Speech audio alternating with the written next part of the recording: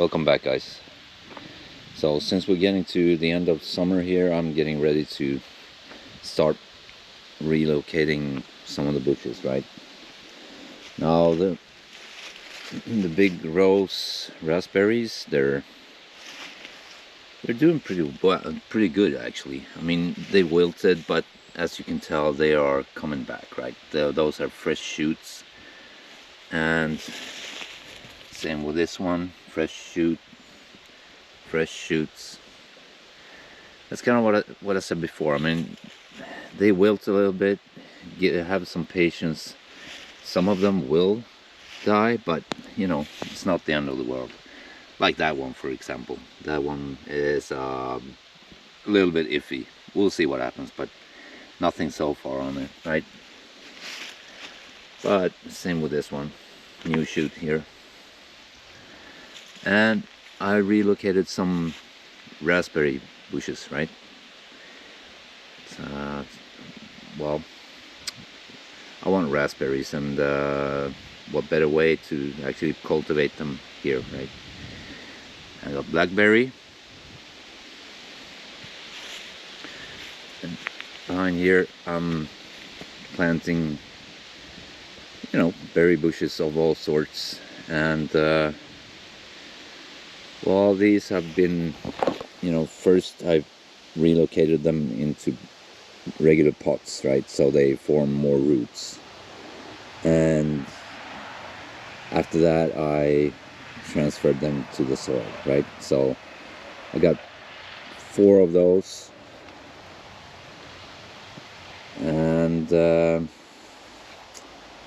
well, strawberries picking up. It's doing really well. It's actually spreading, so eventually I'll have enough strawberry plants to, you know, have my summer fill of strawberries on my own, right?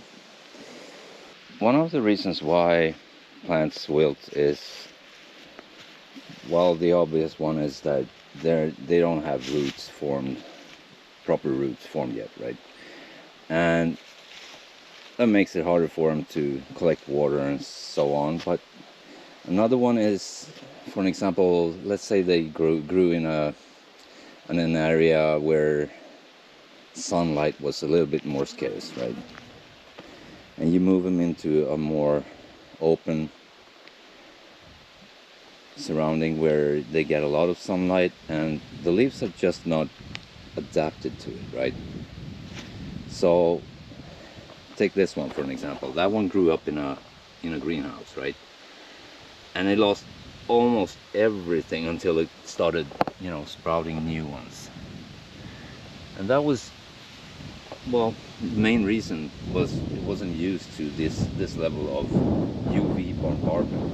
And well, it will get used to it.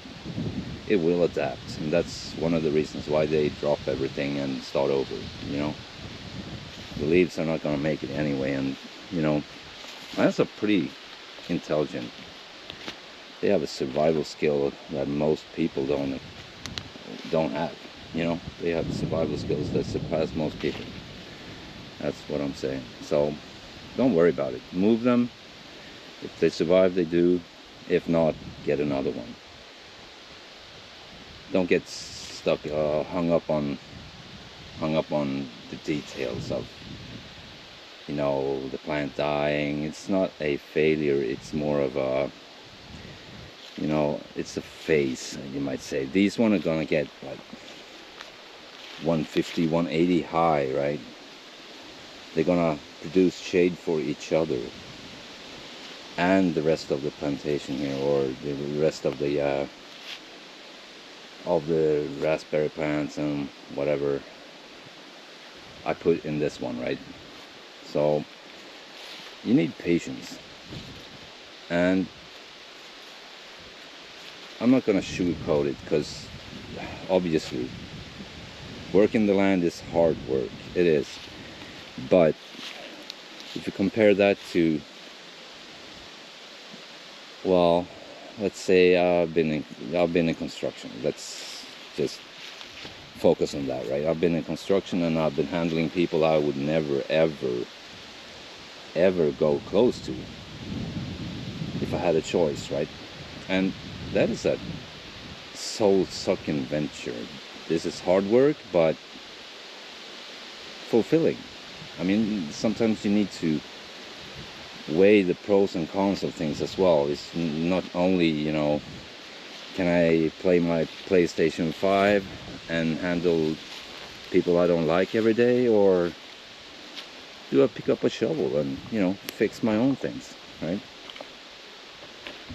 To me, it's not that much, it's not that big of a decision, right? It's not that enormous of a step.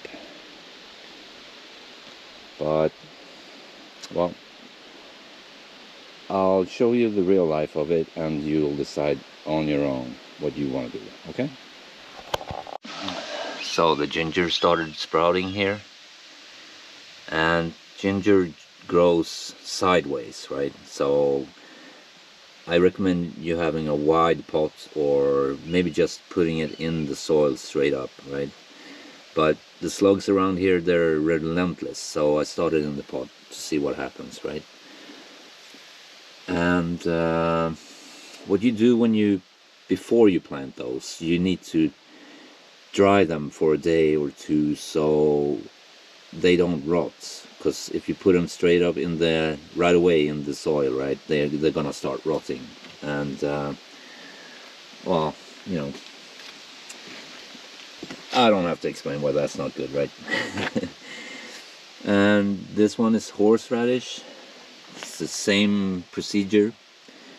This one I grew from just a water bath, so it works as well in Sweden without heat and like normal climate water bath. This one I dried and planted, and I would recommend drying and planting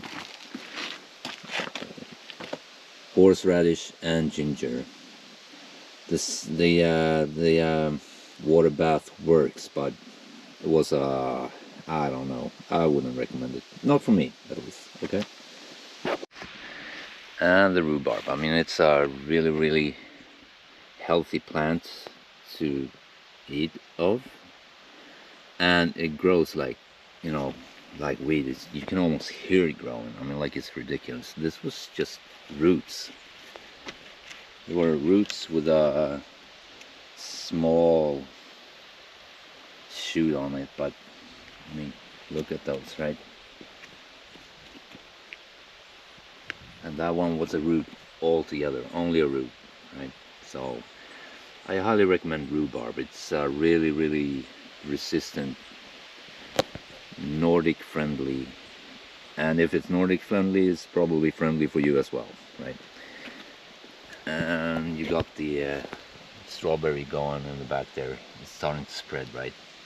So it spreads through vines and shoots, and it's a really easy plant, to be honest.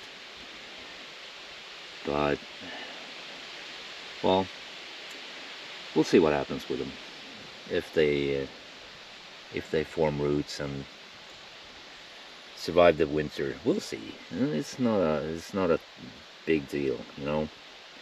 But normally they do, and well, I'll keep you posted. And the sweet potatoes, remember those? I did put them in a water bath, some of them, but it turned into this blackish sludge, and I mean, it's just not worth it, right? So I tried this one, and this one works really well, as you can tell, right?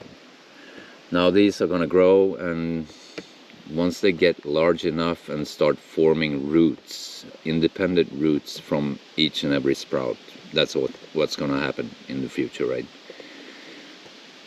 By then you can remove the shoots from the sweet potato and plant it.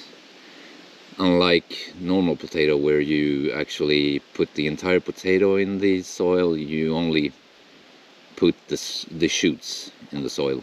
with the sweet potato, okay? And having this short, I mean, like the summer season here is really, really short. So we'll see what happens with this one, but it's mostly for as an experiment right now, and I'll you know, fine tune it later on, but it works at least, you know, and that's a really good start. All right. And I'm also working on this end so that I can finish the raised bed around the entire structure, right? I run out of sand though, so we'll see. I mean, I'll just start out by putting some topsoil on top of the clay here, and we'll see what happens. This side is for, you know, regular flowers anyway, so I don't think that's going to be a problem. And from what I noticed on some comments before, not everyone is aware of the growth zones or climate zones of the planet, right? And even though I live in Sweden and you're not 100% sure you're gonna visit Sweden, I wouldn't. I mean, come on. But anyway, have a look at your growth zone or your climate zone, because what I show you here will probably work in your country as well, because I mean, this country is cold, it's rainy, and from what I've heard, we have somewhat the same as Chicago, but I'll look into it, and I will post a chart or something that makes it a little bit easier to tell if it's the same or if it's warmer. And if it is, you're gonna be able to use my tips and tricks here as well. So no worries. If I can do it here, you can probably do it in your country as well. All right.